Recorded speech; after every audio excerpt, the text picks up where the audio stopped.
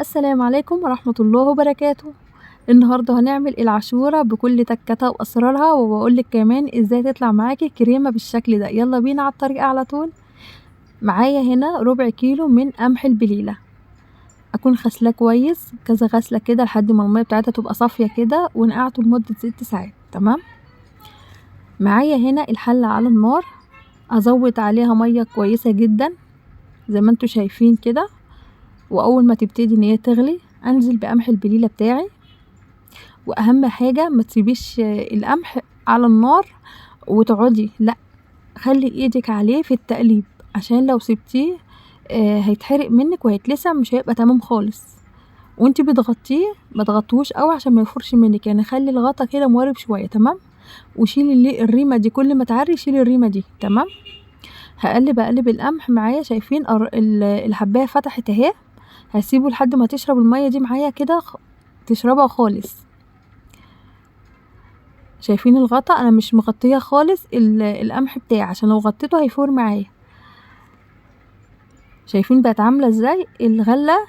فتحت معايا تمام خالص. انا مش عارفه انتوا بتسموها ايه، في ناس بتقول عليها غله وفي ناس بتقول عليها قمح بليله. بعد ما استوت معايا بالشكل ده، معايا رتل من اللبن، يعني كيلو من الحليب، وهنزل باللبن بتاعي بالشكل ده. معايا كيلو بالظبط، يعني الربع كيلو من قمح البليله خد معايا كيلو من اللبن. تمام. هقلب واسيبه شويه لحد ما يشرب من اللبن شويه. وما تنسيش ان انت ايه، يعني ايدك عليه كده هوت على طول. تمام.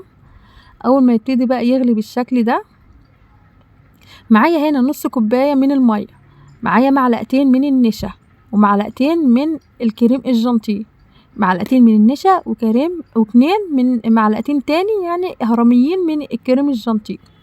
هقلب المكونات دي كويس لحد ما تدوب معايا، وهنزل ايد تنزل وايد التانية تقلب. شايفين القوام بقى عامل ازاي؟ ما شاء الله تقل بقى كويس جدا. ما تنسيش يا قمر لو وصلت لحد هنا ما تنسيش تعمل لايك واشتراك للقناه عشان يوصلك كل جديد باذن الله.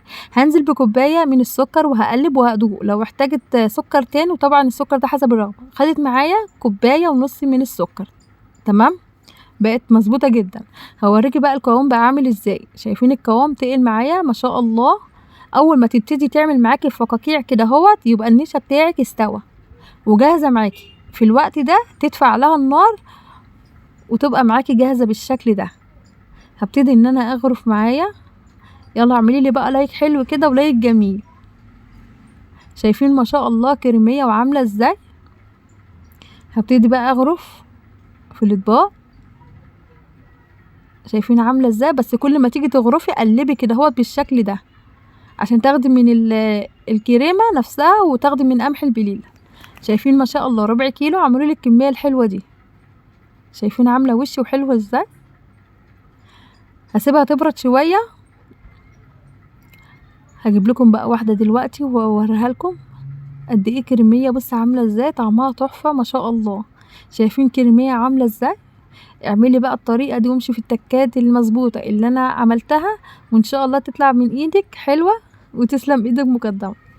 اعملي لي بقى لايك حلوه على الفيديو الحلو ده. شايفين كريميه وعامله ازاي؟ اسيبكم في رعايه الله، مع السلامه.